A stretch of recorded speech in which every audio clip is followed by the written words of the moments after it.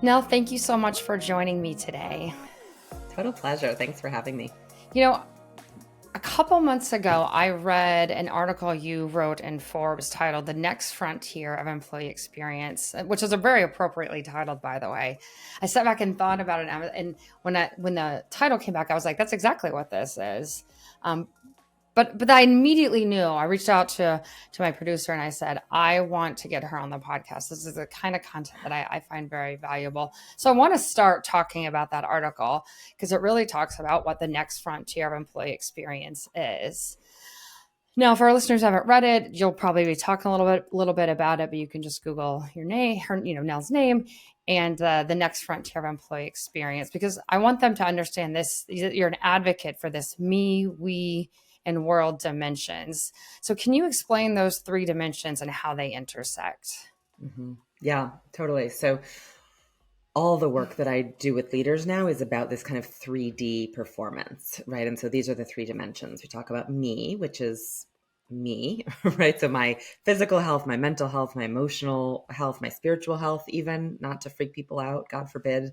We talk God in the workplace, but spiritual in that very broad way, but also all the other me's around me, right? So this is that kind of like individual well-being piece.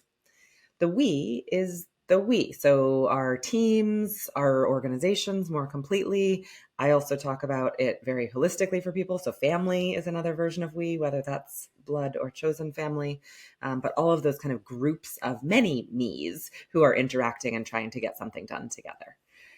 And then the world is the people and groups beyond that, right? So we don't necessarily mean the full 9 billion humans inhabiting this planet Earth, but another way to call it, one of my colleagues says the your we's, right? So kind of those people that you probably don't know by name, you may interact with sort of in passing, supermarket or vendor that you work with or a neighbor. Could be customers, maybe. Customers, totally. Okay. Suppliers, exactly. And so the interaction is every dimensional, right? The graphic that I have in the article shows the connections between all three of these three dimensions. And so, just very simply to start to play it out, and then people can use their own imaginations to see it in your own life. But, a really good example I like, because I'm a breakfast person and have tend toward low blood sugar. If I don't have a good breakfast, my meetings are not good, especially once you get toward 11 or 12 o'clock. I'm hangry. I can't focus as well. I'm just not great. Right. And so for my we, that's a drag, and not, if it's on the weekend, that's for my husband or my dogs or, those we's don't do as well when I don't do the me part of getting breakfast. Super basic and simple. And then when we look at we to world, when our companies aren't responsible about how we pay employees or how we source our inputs or, whatever those things might be, the world doesn't look as good, right? Because there's climate change or extreme weather or wealth gaps are growing and getting worse, which leads to crime, which leads to instability, right? I mean, it's a real systematic thing. And then we can close the loop by saying, in a world with instability, crime, climate change, we are not well, right? I live in the New York area. A few weeks ago, when the fires were coming down, blowing smoke down from Canada, people were not okay. That's not good for us in the short term, can I go for a walkway? Or the longer term, how is my lung health?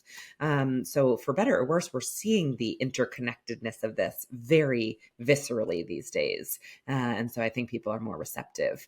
But that's a brief intro. Happy to go where is helpful from there. Yeah, let's talk about that in terms of I want to talk to you about company culture and the impact of those on company culture. Let me start there. When we think about employee experience, because this whole article is about employee experience and company Mhm. culture, and I thought it's really well written. It's super easy to understand and follow. You take these things that we're talking about in the work world and I guess the non-work world, and you simplify them, but you kind of twist them a little bit and turn them on their head. So I really appreciated that. But I'm wondering if you could just talk about this me we world impact on internally, like at an organization, and how Mm. that plays out. Yeah. So the main observation of the article is that so much of our focus at work, whether we're thinking about culture or talent strategy, right, all of this kind of related people stuff is focused in the we dimension, right? Which makes sense. As I said, we is our team, our organization. So I get it. And there's a lot to think about there. How do our teams work? How are we structured? Are we, a hierarchical organization? Are we flat? Or, all of those things matter. But this next frontier that I'm talking about is looking at, we have to get into the other two dimensions, both the me, right? This net sense of like, I talk a lot about mass customization of people are really unique and do have different wants and needs. And we can, thanks to technology, actually serve a lot of that. I'm not saying that work needs to be our, full source of love and appreciation and ego and all of the things. Like Esther Perel has some great words on that. We are asking too much of work in some cases. But we do need work to recognize the individual, right? And do you need student loan repayment or retirement contribution? Do you need parental leave or caretaker leave for elderly parents? Like, what do you need to support your wellness so that you can show up and contribute to the we fully? And I think, that we were laughing before, but when we think about the things like, an extra day off that you can actually take, or a ping pong table or a pizza party, turns out these things just don't work. And we know that empirically from living and working as humans. We also know it by research. Like there is really good research out there that shows people would actually rather get a thank you note from their boss than a free pizza party or a gift card for cash. So yeah. And so we have to bring that we piece in and really not be scared to let people truly bring their whole selves to work, and that doesn't mean wearing inappropriate clothes that are, just not okay in any world, way, form, or shape for safety or whatever, but it does mean letting people be themselves. And then the other stretch that we need to make is out to the world level, right? And again, research here as well as the anecdotes that we've all been hearing for these past few years about people care about their company's values. And they're not standing for when you're on a Zoom call and your 2-year-old toddles by or your dog or, whatever, it's much more dissonant to be doing a Zoom call with someone whose values you don't really want to let into your house because they are now in your house, right? And so I think that has really, you can't just kind of shut the door, drive off, take the subway to your office and kind of, well, it's just work and deal with a values mismatch now that it is like literally in our living rooms or bedrooms or kitchens or wherever we're working from. And so it's not that people are asking, I think people get scared by this or overwhelmed. It's not that they're asking companies to become Greenpeace and fix the Amazon. That is not their job. They shouldn't do that. They don't know how to do that. Greenpeace and other people are doing it well and know how to do it. But they want to know how people feel about those things or that they feel about those things, right? And I understand that the stakes can be high, right? If you're the CEO of a publicly traded company that, creates or can destroy billions of dollars of wealth by a comment or a thing, I get the weight of that. But we have to be braver. We have to be more courageous about sharing what we feel and think as leaders, because if we don't, we'll lose them. So actually the real risk, in my opinion, is not forging this new frontier and staying comfortably in the we, because you're going to lose people. There's a couple quotes in this that really stood out to me that I feel are like really speak to me. And I love this sentence you have. It says, some companies create hand-waving policies and offer blanket benefits to enhance the employee experience. However, office parties, I mean, you just mentioned pizza parties, and ping pong tables don't create the connection and the opportunity that employees crave for meaningful engagement. Even worse, the others operate from an arrogant perspective that employees are lucky to have a job, and a mentality that led to the Great Resignation. And then you go on to say about what employees want. They're looking for outsized outcomes. And then you quote, 2 out of 3 employees want their companies to communicate actions on big environmental and social issues. They're demanding shifts in agendas of their employers. and a CEO who thinks they will win the talent wars by offering a bit more money and some extra, homeworking and gym membership is going to be disappointed. And I think that you really just sort of lay it out, right? You can't continue to like paint nights via Zoom and then you go to work, then you go to work the next day and it's just chaotic and toxic, and those two things just don't align. I wonder if you have any perspective on what the cause in this shift is, because there was a time when getting an extra week of vacation time, or being able to wear jeans at work because you bought a jeans day, or all these benefits kind of mattered, and the employees were very excited about them. And now you're saying that stuff isn't going to work anymore. So how did that shift happen? It's a great question and a lot under it. I think about it a fair amount. So we'll do a follow-up episode on really the deep dive, but I can give a few headlines. I think the first thing that I think is most dramatic is the world is really crazy right now. Like, I know every generation or many generations have some form of an unprecedented thing, which is fair, right? Like depression. Whoa, that was very real. I was just with my 98-year-old grandmother and talking about, some of the factors of her growing up that were affected by that. That's a big deal. World War II, like that was a really big deal, right? I get it. All of these things were significant. I think what's different now that we really can claim is what we know is that the pace of technological change is exponential, and it's faster than humans can keep up with, right? Human evolution is crazy and powerful and cool and actually relatively quick in the scheme of things, but not in the scheme of technology. And so there's this, there are these mega events, pandemic, land war in Europe, climate, real apocalypses multiple times a year in multiple parts of the world, on this shaky foundation of incredibly exponential change. And with transparency, we're seeing all of that that's happening everywhere in the world, thanks to global media and social media. And so people are freaked out. Like you can't just, shut the door, drive to work, subway to work, do your accountancy for 8 hours with 1 hour to have a sandwich, and then come home and make dinner and watch, 60 Minutes or whatever. Like we're being bombarded with tragedy, and our lives are at stake because we went to the supermarket. It's pretty nuts. And so yeah, we are meaning making creatures in a world that is very intense and scary and changing and hard to understand. And so the walls of work are permeable and our human selves are permeable. And so we just can't sit and barrier that out for 8 hours while we do our spreadsheet or our messaging or our teaching or whatever our task is for those 8 hours. I think that's the kind of that's a whole ensemble of factors, but that's what I would describe the headline as. So, yeah, this is one question I wanted to ask you, because as I was reading that and thinking about that, one of the things that comes up, my background is in internal communications. I've talked with tons of internal comms folks on this show, and HR as well. One of the things that I hear is an example of the Roe v. Wade decision that was made last year in 2022. Leaders may have like feelings on this, and they may have something that aligns with company, but they don't want to alienate folks who work there.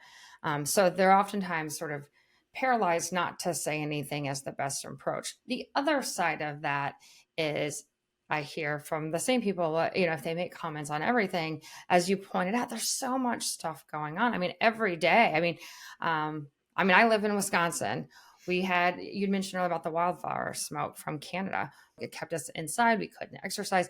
We've got 4 months of summer. We can't even go outside for a week.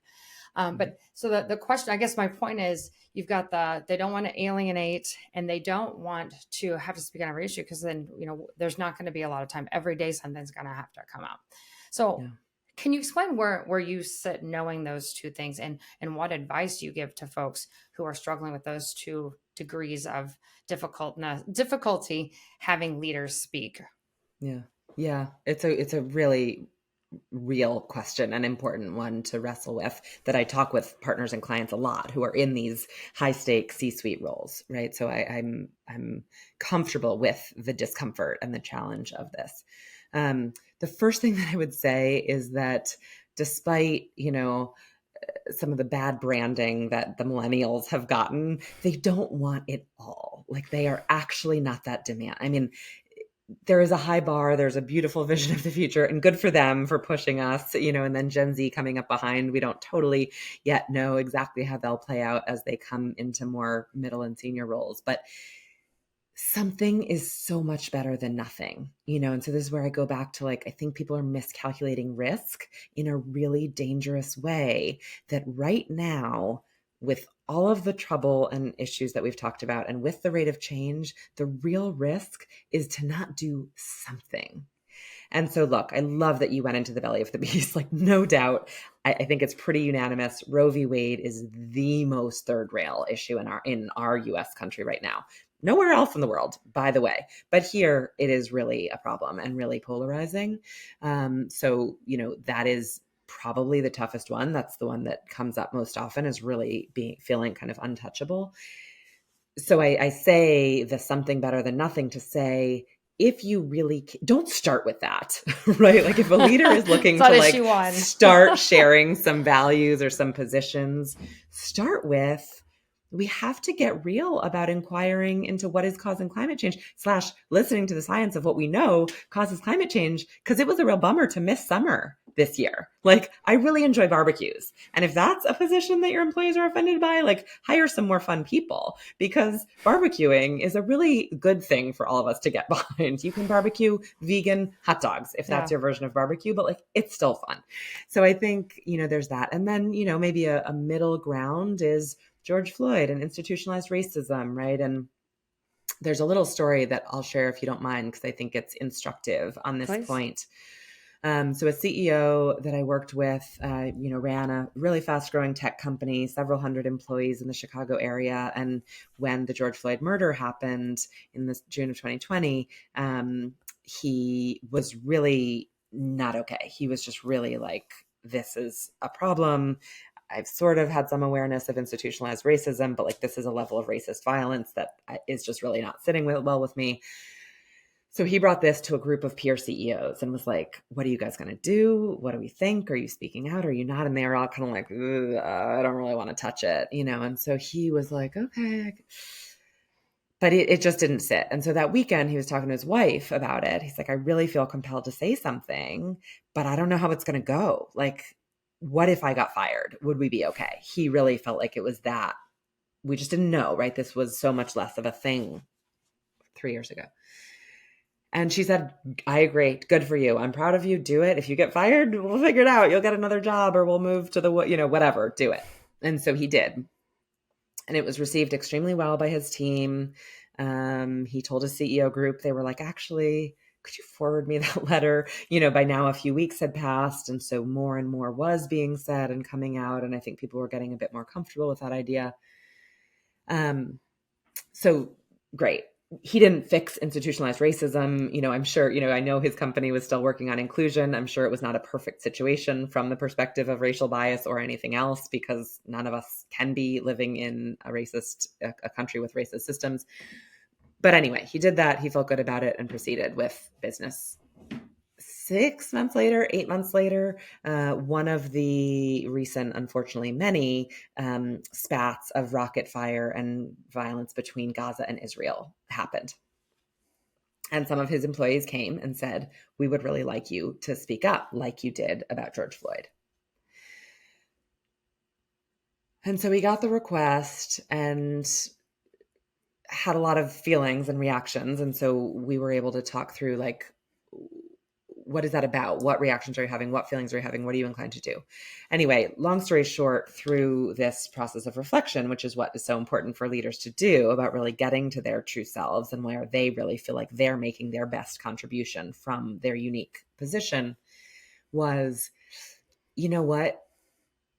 Racist violence and institutionalized racism in the US is in my sphere of influence. as a CEO of an employer of hundreds of people in the Chicago area with suppliers, with customers, and so forth. The Gaza-Israel issue is in my sphere of concern.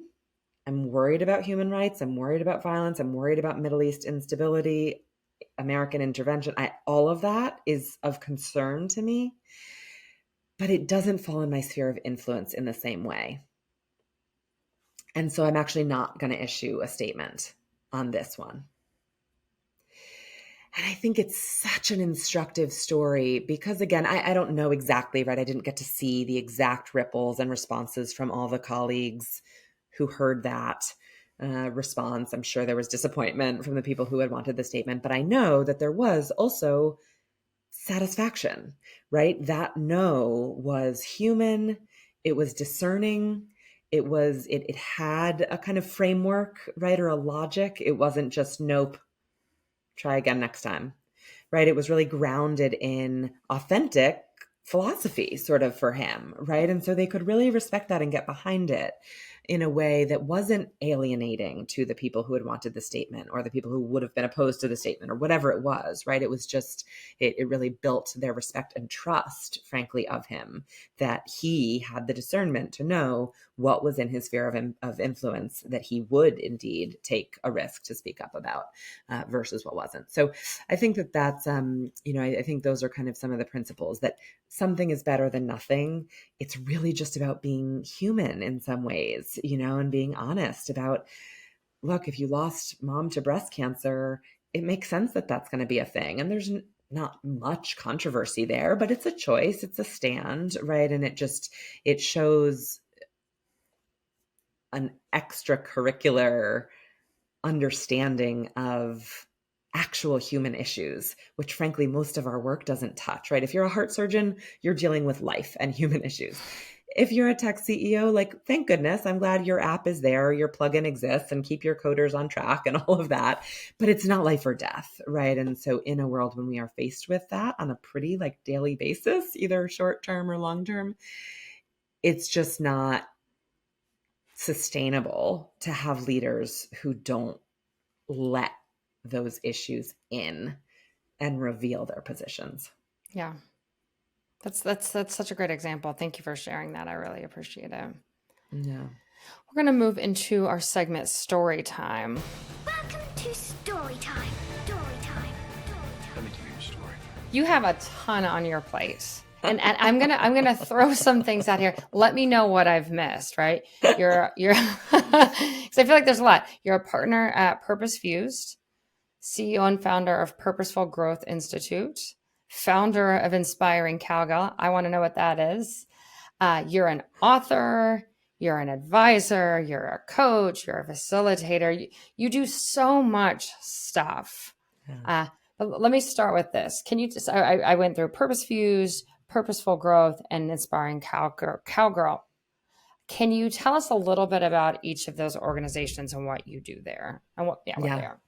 Yeah, with pleasure. So I'll start by helping people make sense of this all by saying my purpose is to help co-create work environments that are healthy and fair and inspiring for all of us. And so that's what I care about doing in the world. For reasons of how I like to work and my style and my personality, I do it through this portfolio, right? Because there's a lot that I've learned about myself, how I work best, and it's in this portfolio way. So Purpose Fused is an awesome company founded with a guy I've known for a decade plus, and actually his middle school friends. So you can imagine the dynamics there are just fabulous. We have a blast. And we do corporate development programs for leaders. So we help C-suite folks who understand that purpose is absolutely a performance driver, getting that me dimension into this next frontier of employee experience. And we run programs for their teams, whether that's, we just ran through an entire team of almost 250 people over 2 years to really help them get to their me purpose and best performance. So that is a ton of fun, great work with usually, again, teams of 1 to 200, maybe within a Fortune 100 massive company, or maybe that's the whole company that we wrap our hands around. The Purposeful Growth Institute is a 501c3 nonprofit that indeed I'm founder and CEO of. And we help graduate students from underrepresented backgrounds find ways to use their schooling and work experience for social and environmental impact. Super fun. We have a big flagship partnership with the National Park Service. So we were in the Grand Canyon all together a few weeks ago, which is an absolute privilege. And then Inspiring Cowgirl is me, and sort of is a bit more of a holding company for my intellectual property, the book that I wrote that we'll get to soon coming this fall, some of the service marks and trademarks that I have. I do all of this work of purposeful leadership and this 3D approach in pretty nerdy type A structured ways, which is I think why my clients and partners love it, because it's a bit different and it's not for everybody and it's not for every situation, but for the people it does resonate with at the moments when it is really needed, it's really powerful and from what I've seen really unique. So all of the kind of service marks and trademarks and intellectual property is held as Inspiring Cowgirl. So where did the cowgirl come from? And you mentioned you live in New York City. I'm just curious, when I think of a cowboy, cowgirl, a cow person in New York City, I always think that Jerry Seinfeld. I don't want to be a cowboy. Not a lot of cowboys in New York. Not a lot of cowboys in New York. So where did that come from? Yeah. So I have, to be fair, moved to the burbs a few years ago. So I'm actually in Connecticut now, which is decent cowboy country. Okay. But no, it's about the work that I do with horses and horse wisdom. And so I've ridden since I was 12 years old, not super seriously, just kind of like pony camp in the summers or whatever, we could manage. And then started riding again in the pandemic, right? So many of us went back to kind of outdoor activities that we could do and still be safe. So I found an incredible trainer here in the Connecticut, New York area. And I ride a few times a week when I'm around and can. And now I've started working with a woman the last few years who is in Santa Fe, and we do equine assisted learning. What is that? And so the idea here is that horses are brilliant. They are the second most successful species ever through 3.8 billion years of evolution. They have survived for 56 million. I know someone out there wants to know what the first most successful animal or species is, and it's the platypus. But platypuses aren't as charming partners. If I invited you on a retreat with platypuses, it just wouldn't be the same as big, beautiful Spanish horses. It'd probably be an hour playing with platypuses, whereas we could spend a weekend or a week on horses. Days with horses. Bingo. And so my mentor, Kelly Wendorf, has been studying horse culture for 20 plus years.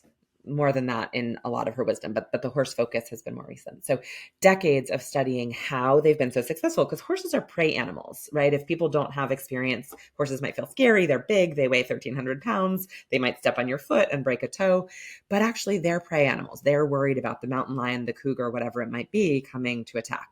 Number one. Number two, they're also herd creatures, right? They live in groups. And so arguably, a lot of business leaders, I think, feel really similar to that right now, right? They're sort of prey to the competition or to ChatGPT, who's going to get them out of a job. And certainly we are in herds at work, right? And so there are all of these incredible lessons to be learned from how horses have thrived through literally tectonic plate shifts on the planet, to say nothing of real major climate change, to say nothing of extreme weather and predators and, all of this. And so we essentially facilitate sessions where leaders are able to be with the horses and either have this successful herd behavior be modeled to them or mirrored maybe in something that they're doing. And it's amazing. It's magical. I mean, it's just, it's nonverbal. Obviously we don't have Mr. Ed or speaking horses. It's all nonverbal. And so it is hard to put into words. But I think two things I'll share that I think people can relate to even without doing it. One is that it's nonverbal and non-intellectual, right? So it just pushes it out of our heads. Everyone I work with is incredibly smart intellectually, right? They wouldn't be in the positions they are without that. And so I do it too. We can talk around a coach or a facilitator. Yes, well, we do it this way because of this, or they do it. But when you take that away, you have to think about, you have to be with the body piece, the emotional piece. And because horses are prey animals, they're hyper sensitive, and they see and feel and react to that level. And so the insights that people get in the sessions that we do together are new almost always. And if they're not new, they're a different version or a different dimension, we might say, of something that they've known to be true. You know, as you were saying that, one of the things that I pick up on a lot of your writing, Nell, is you focus a lot on the idea of compassion, empathy, vulnerability. And as you're talking about working with horses, it just hits me that when these leaders have to learn to read horses sort of emotion and how they're feeling, it really does. It's not based on like, what is our bottom line? All right, we have to cut, we have to do this, we got to do that. It's really like, okay, can I get on you? That would be my like, are you ready for this? But you're reading their emotion to make decisions, as one tool to make decisions. And I assume that's what they're kind of pulling out of that. Yes, and I'll add to it a little bit. So generally, sometimes we do, but generally the work I do is all on the ground. We don't get in the saddle, we don't ride, we just hang out with the horses as members of the herd. So that's one piece, which some people are very comforted by because they're like, I'm not a rider. I don't want to do that. I'm like, no worries. You can stay both feet solidly on the ground. And the other piece that I would say is that's we bring the horses in because they're such powerful teachers. So yes, we are learning. I mean, they have a very inclusive, collaborative, subtle, empathetic version of leading, but you can't not see that when you're with the horse. So actually what I find is you don't have to work that hard to learn that. You just see and feel it. And so the way that people are hit by these insights in the sessions is really amazing to me because it is so subtle, right? The horses because they're prey animals, they conserve energy. And so they're very subtle. They don't move if they don't have to. They're not lazy. They're just strategic about saving energy for when it really matters. And so the communication is very subtle, but it's so different from what we're used to. And it's so real, right? Horses can't lie. They have no reason to lie or even to hide things. In fact, that would be counterproductive from an evolutionary perspective because they need everyone to know if they're worried about something or if they're hungry and the herd needs to find food. And so they're very straightforward, they're very direct, but they're very subtle. And it just hits people in a way that is really like, life-changing in many of the sessions I've had, and certainly style-changing for some of the leaders. Yeah.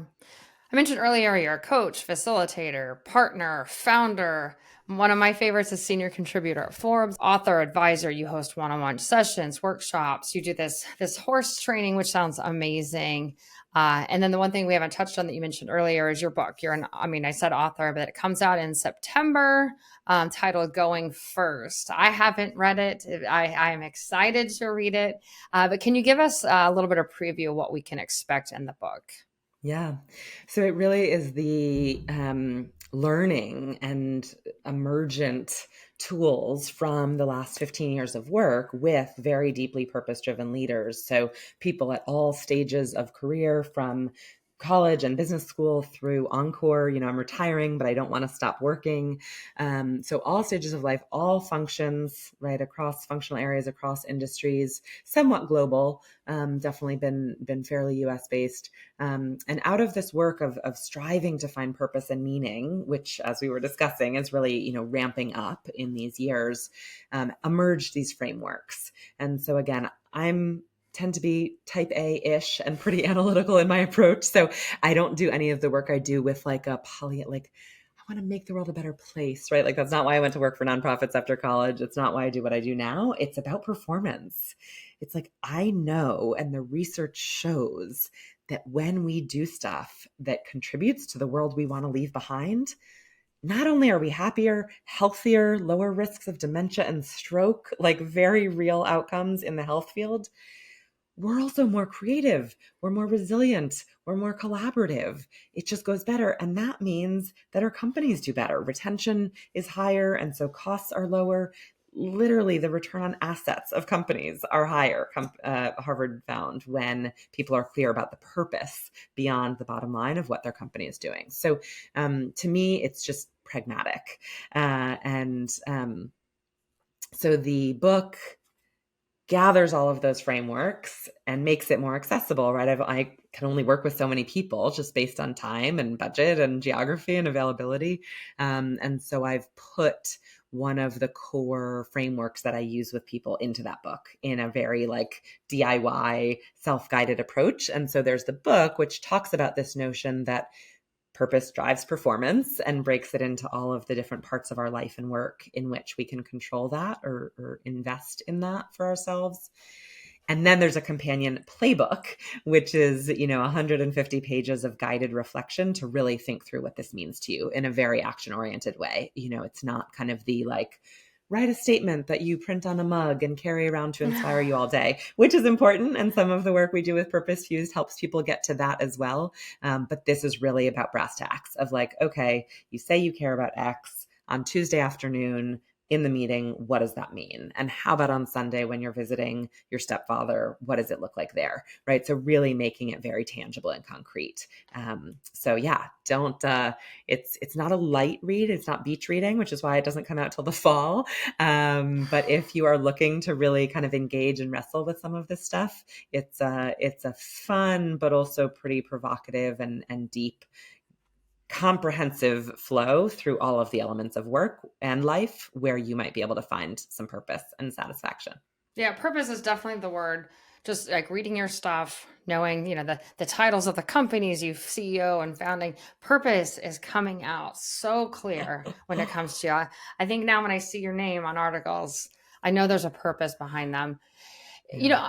I just want to harken back to the conversation we just had before story time about this, me, we world. One of the things that stood out to me in that, I love this idea of purpose, right? If you're going to say you like X, so you just said it, like instead of putting on a coffee mug, what are you actually doing to create it?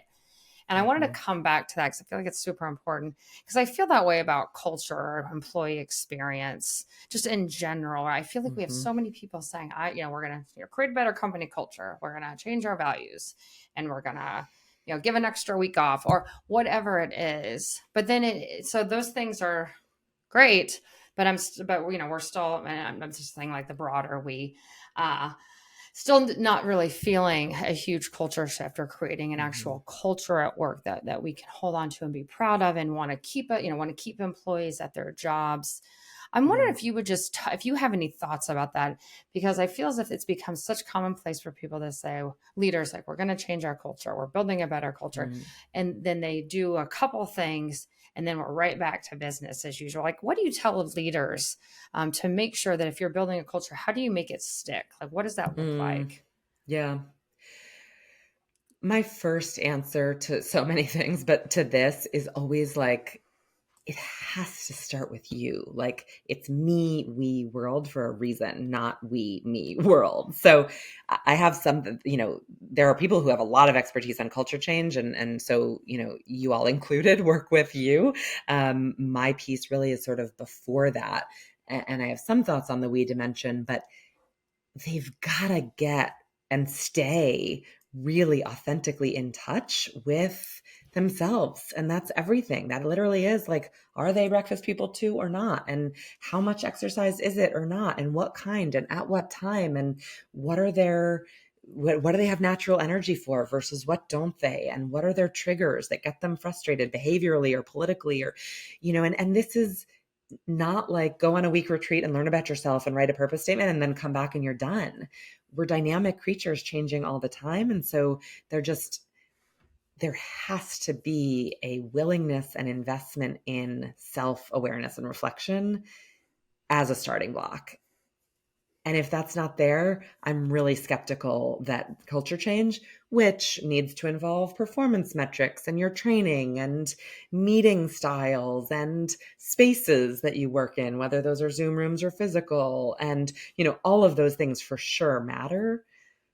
But without the leader and a leadership team, and eventually all of your managers, all of your people managers, having the support and the expectation to do that self-reflection and self-awareness, to really get clear and honest about what they care about and what they're good at, it's just not going to stick. I'll add just a favorite quote from a brilliant teacher of mine, Reverend Angel Kyoto Williams, who says a version of, I'll butcher her words, but the spirit is, there is no social change without individual change. And I think the same is, so that speaks to the world dimension, but it absolutely is true for the we dimension as well, that without changing ourselves, and the people at the top do matter most, not in the sense that they are more important, but they set the tone, right? And so without doing that individual change from the top and all the way down and through, there is no organizational change. It's a perfect transition into our next segment, Getting Tactical. I'm trying to figure out tactics. Also, earlier this year, you wrote an article on Forbes. Again, I love Forbes.com. Why soft skills are all that matter and what to do about it. This is really almost that internal reflection about what skills you have.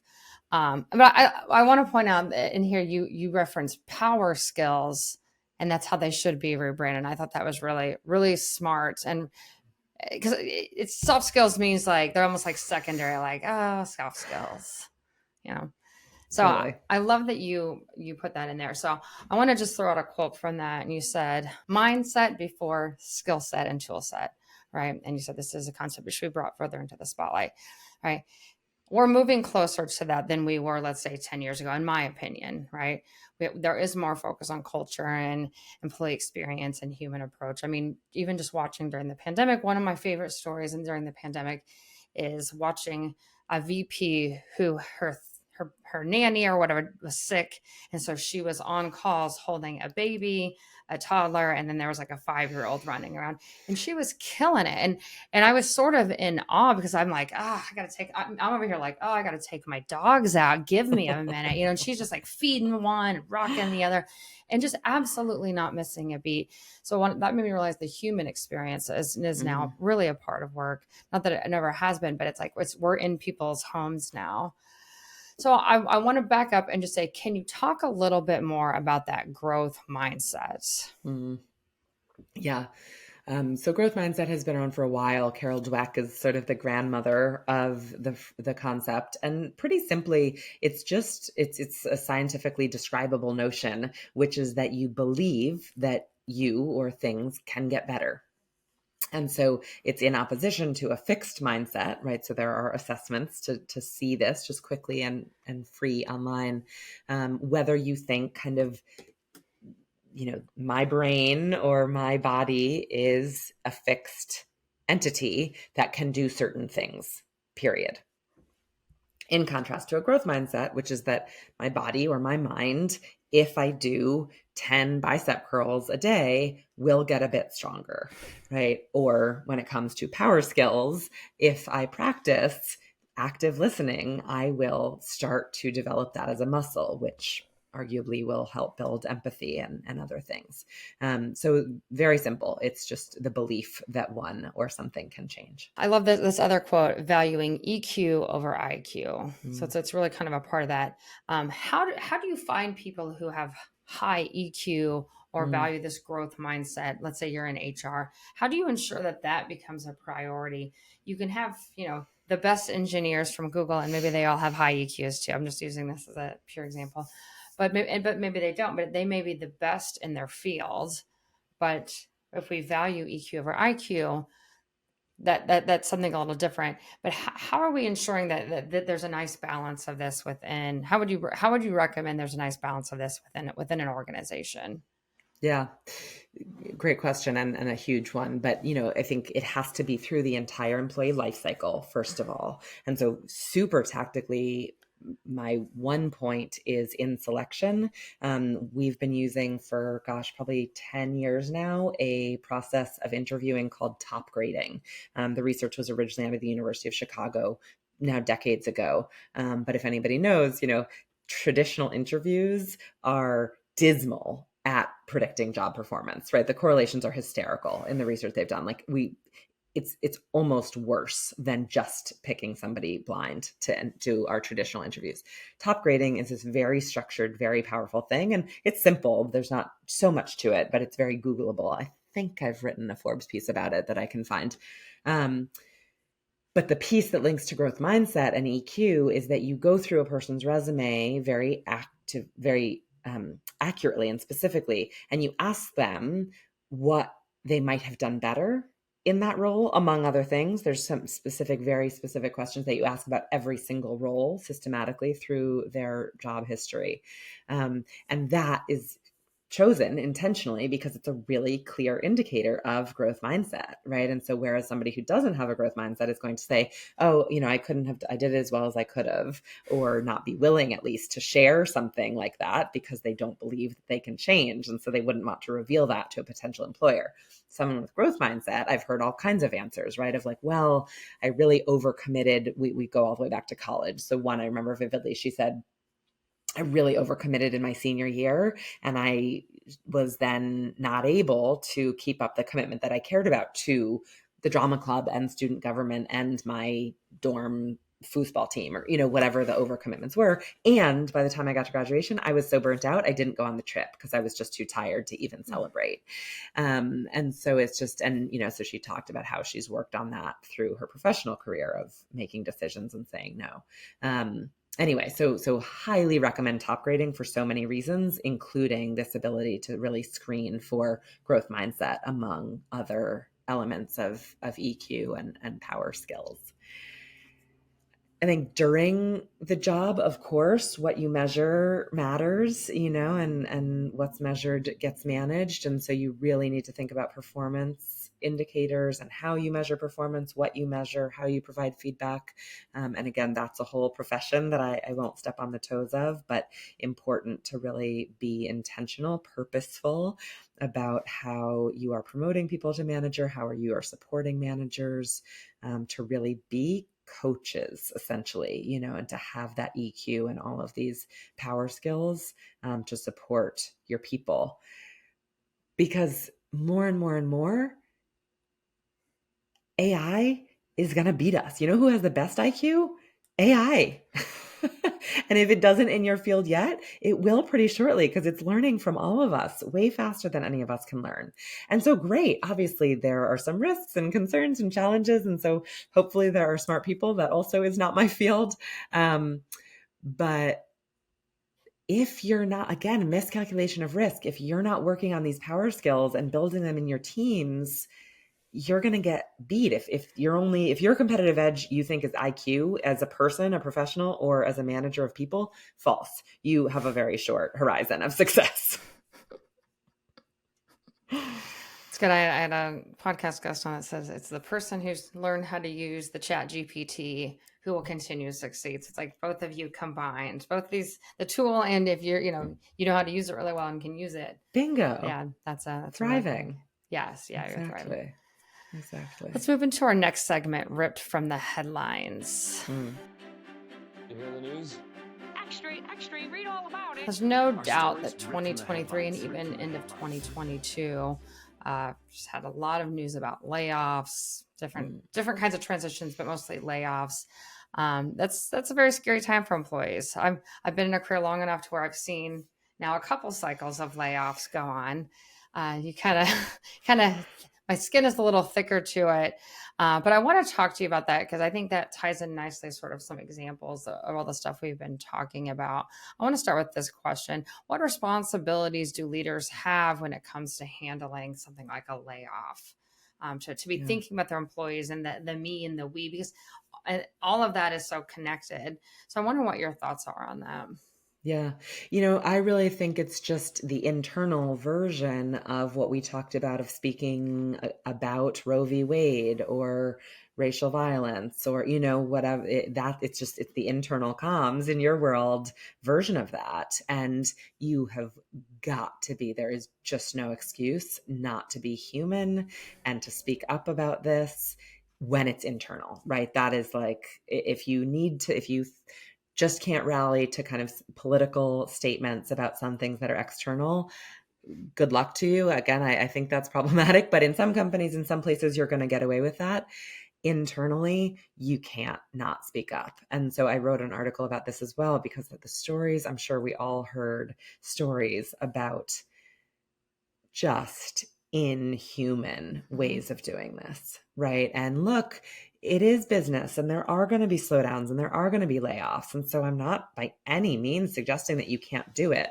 Although my first, encouragement in the article is to consider if you really do, because when you consider the true cost of layoffs, again, we found out that actually it can be far more expensive than the cost savings of the immediate salary reduction. So a note there. But layoffs will happen, right? We will have to let people go for one reason or another, whether it's systematic or whether it's an internal strategic choice for the business. And so you have to speak to it. You have to let it be hard, right? Like you have to recognize this is a difficult time for our business or our industry. I am scared as a leader, and it breaks my heart, or it is difficult that we are cutting jobs from people who have served us for years or decades or whatever it might be. And I can only imagine the pain and suffering and risk and damage to you and to your family. And that is difficult. And these are the difficult decisions that we have to make. We have done them as thoughtfully as we can by XYZ. Specifically, what have you done to think about the tenure or, replacing people within the organization? It has to be thoughtful and human. And then you have to share that to some extent, right? I realize that full open book transparency is also not always a very good thing. But a thoughtful share of at least some part of that story is just a must. Yeah, getting leaders to sit down and be more transparent. I want to just also use this to I would be remiss if I didn't ask about COVID-19. That was sort of the other big scary thing that's been happening for our employees, shaping the experience. It's really changed everything. I know that's such a cliche thing to say, but it really has. The way employees work and just all this stuff. I mean, a lot of employees are like myself get a work remote, at home all the time. But that's not the only change. It really changed changed workplace in a lot of different ways. And I'm wondering, Absolutely. As you think about like leaders and how they lead or just workplace employee experience, is there anything that we can take that we've learned from the COVID-19 years that we should keep with us and use in our toolbox as we move forward? Yeah. I mean, I think one thing for sure, and indeed we've seen it play out, is, it sort of goes back to like Maslow's hierarchy, and, take it or leave it. That's an important part of psychology that has been evolved. But, it's this notion of like, people need to be okay first. They need to have food and sleep and water and shelter.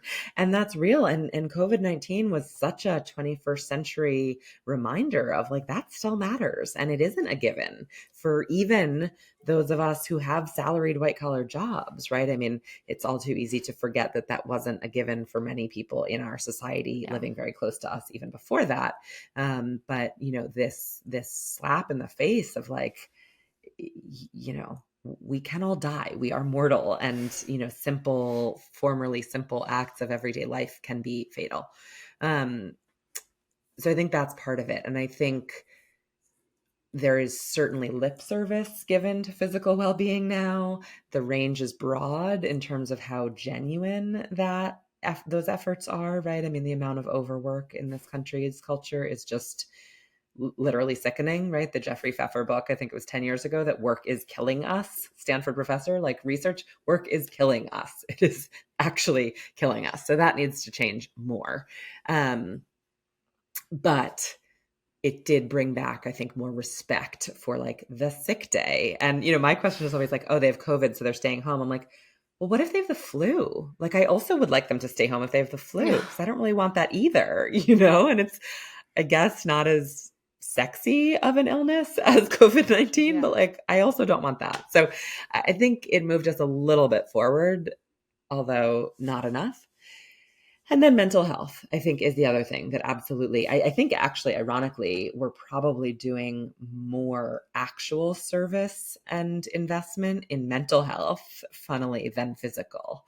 I'm not sure how you would assess that and if that's a research-backed claim that I'm making, but just anecdotally, I think that's true. People are making sure that there's therapy on hand and, coaching or whatever it is. And that's not perfect by any stretch either. But I actually think we're we're making more, at least cash investments in that than some of the things like exercise or dietary awareness, or, that would be a whole takedown of our food system. So maybe employers can't quite get to that.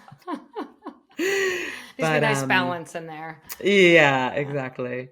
So, so I think that's part of it. And then I think it broke for once and all that this notion of like leave your personal life at the door is just absolute gobbledygook. We never did that, right? Even when like the tough madmen in the 50s and 60s were like, leaving home at the door. No, they weren't. They were a jerk if they had a fight with their wife that morning. Like, we're human beings and we have brains that work in certain ways, and they are not immune from that. So I think it just, really was kind of the nail in the coffin of that notion. Again, not that we're now dealing with it perfectly, but at least in concept, I think that's pretty much been extinguished. Yeah, it's hard to put the lid back on that box now that it's already started. So I really hope it Totally. does keep improving.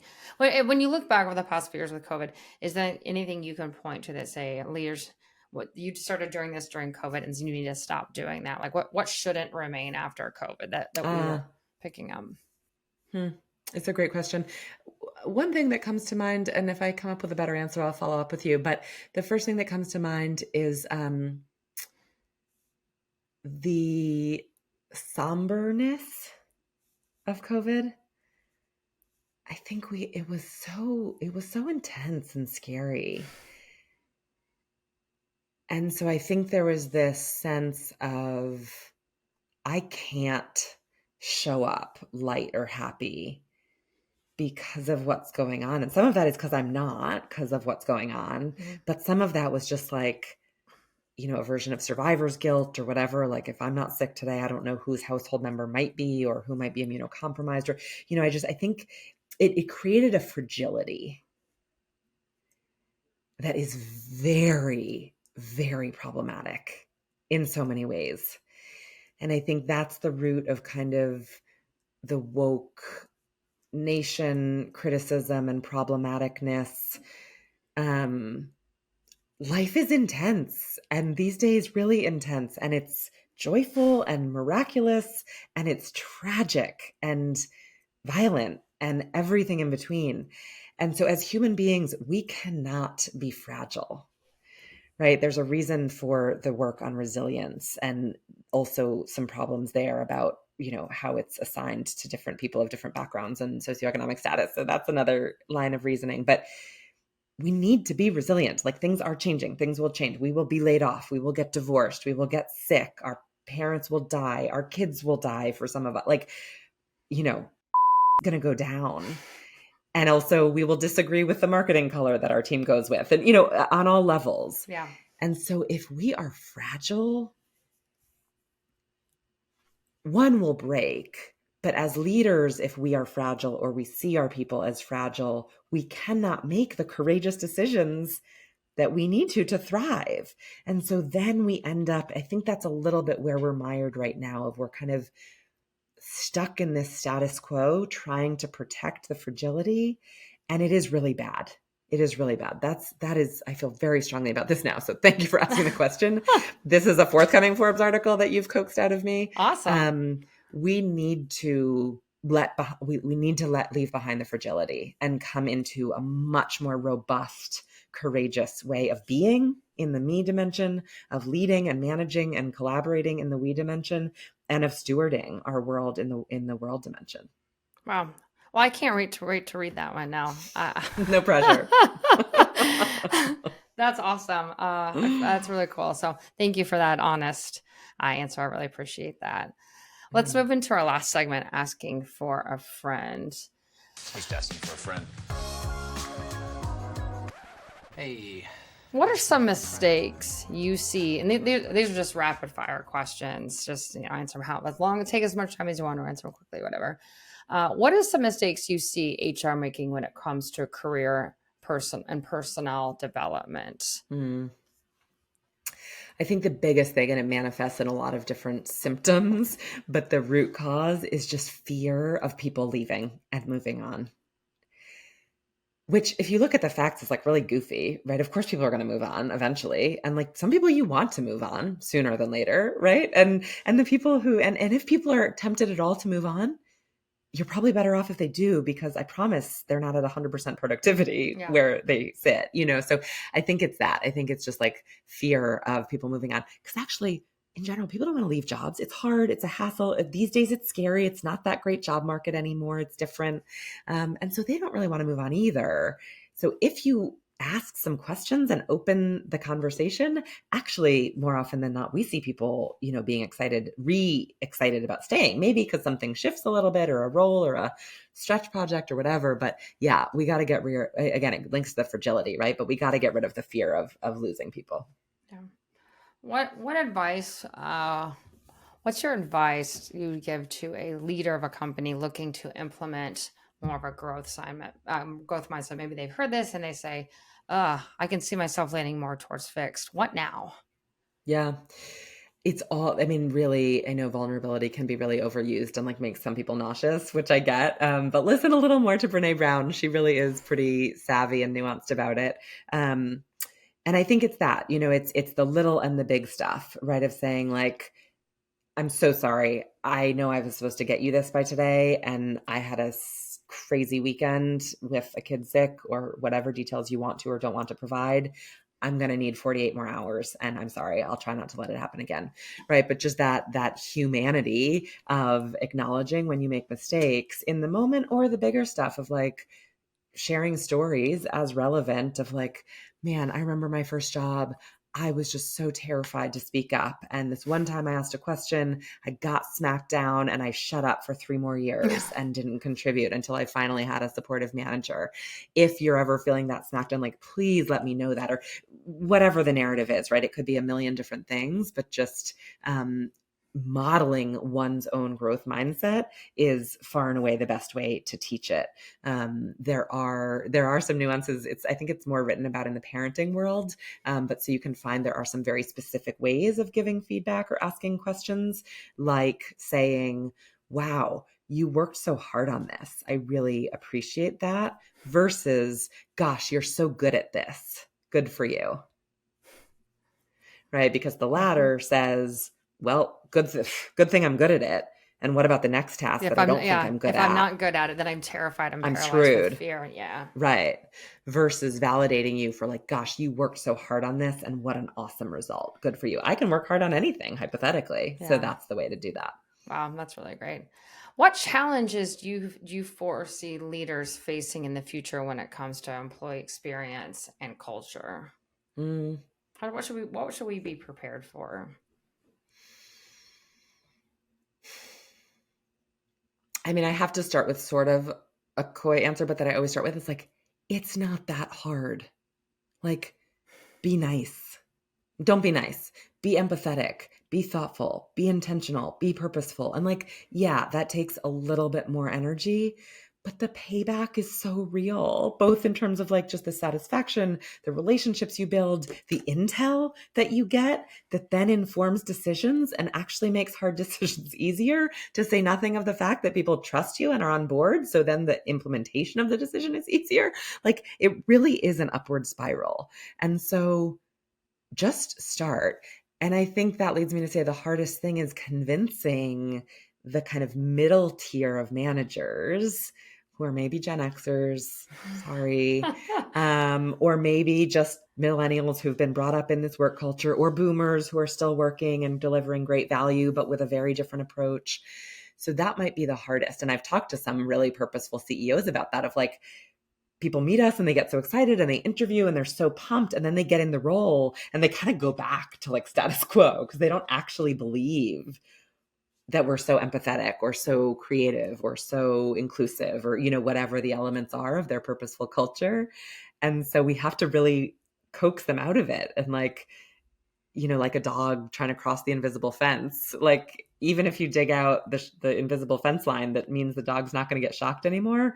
It's going to take a really long time to convince that dog to walk over that line after, 5 years of knowing that they would be shocked for it. So same thing. I think that's the hardest part, is like really convincing, bringing along people who aren't in the safety of and the power of the decision-making seats at the C-suite, but in that middle area, and have learned to manage and lead in one way. And now we're saying, no, really, you can be human. I swear. It takes a lot of reinforcement and practice. I love that example. I've thought of this a couple times while you've been speaking about this sort of idea about, leading by example, if you will. I worked at a place where I would hear, because I worked with C-suite, they would tell their direct reports that I don't check, or you're not expected to check email while you're on vacation. I will, but I absolutely do not expect you to. And every time they'd have to repeat it, like, okay, you're going to be gone for a long weekend. You are not expected to check email. And then I saw them pass it down, and to the point where, like, my manager was telling me every time I would go, she would go, you are absolutely not expected to check email. And from that day on, I stopped doing it. Like, when I worked there, and the relief that it felt, but it took a few times. So that repetition and that reminder was needed. Like, I might do it, and I might check email at midnight because I'm awake for whatever reason. I fully do not want you to do that, or feel like you should be expected to do it. That constant reminder finally stuck with me. And I remember, like, all right, I'm not gonna check email while I'm on vacation. And then it kind of was waiting to see if anything was said. And how was your vacation? And I'm so glad you were able to disconnect. That's what I came back to. Yeah. And so I there's a lot of value in what you're saying. You have to lead by example, and then constantly sort of go through this reminder, because people have been trained maybe in very different ways, or come down in very different types of orgs with very different types of leaders. That's just such a way of good way of thinking about it. Totally. And I think, if I may, I would kind of polish that approach just a little bit. I'm so glad that it worked. I would encourage those leaders, if I were working with them, to frame it a little bit. First of all, to sometimes not check email, because again, unless they're heart surgeons, it does not need to be checked, And so there's all kinds of reasons. Like, I go both ways, right? Sometimes I'm cold turkey and totally off, and that's great. I do really, creative, engaging away messages. And so that kind of tends to, like, build my business and work even while I'm off, which is great. But other times, because of the nature of where I'm going, or because I have a long connection in an airport or whatever, I can take care of things, and it's satisfying to me, and it's time efficient, and it's great. So I'm not doing it because I'm burdened or whatever, but I'm, and so I would encourage them to have a slightly more nuanced conversation with people about it, especially at higher levels where people can handle that, of like, there are weekends where I need to be on email because of my role, and that's just part of my job description. It truly is not for yours, and that's not better or worse, but there are no brownie points for being on email on the weekends. It just depends if it's part of your job or not. And so for you right now, this weekend, it's not. For me, next week, it is. But for my summer vacation, it's not. And so, right, like, helping people get more nuanced about that, to truly show that, like, it's not that I'm a martyr or more important or whatever. It's that I have that discernment, and I want to teach that discernment in you as well, that no matter what, even if I have a baby and I'm up at midnight, blue light in the middle of the night is never good for my brain. So, like, just don't do that. And if you do, it's a bad habit that either you want to talk about. I know it's a bad habit. I know neurologically that's not good for me, and I'm trying to stop. I encourage you to stop too, or not start if you haven't, or just deal with it on your own and don't tell people about it. That's one of the things you're dealing with. Right. So anyway, I'm glad that it came through repeatedly and authentically enough that it worked for you. But I think there's even a better A+ way of doing what was their kind of B+ version. Yeah, no, I totally agree. Well, hopefully everyone will be able to absorb that and maybe use the A+ version to my B+ version. Or just A- at least. Growth mindset. Just a little bit better. Just a little bit better. Oh, Nell, this has been a lot of fun. I've learned a lot. I'm super grateful and thankful that you are here today. Before I let you go, is there somewhere where our listeners can reach out and connect with you, or find you if they have any follow-up questions? Yeah. So NellDD.com is probably the best kind of central place. And because of my portfolio, sometimes it points to different things, but NellDD.com is really easy to find. And it links to my Forbes page and my Medium, and information about the book is there to some extent, and more forthcoming as we announce the launch. A newsletter forthcoming this summer along with that as well. Oh, you're doing a I newsletter? am. Yes. Yes, Oh, coming soon. Stay tuned. okay. I'm going to No, be signing no up. spoilers yet, but again, nelldd.com, and you will be plugged in. LinkedIn also. I'm a huge LinkedIn fan and junkie, and so definitely active on there and love to post and connect. So those are the two main spots. Great. Well, thank you so much for joining me, Nell. This has been great. Thank you for your questions and thoughtful engagement. Really fun.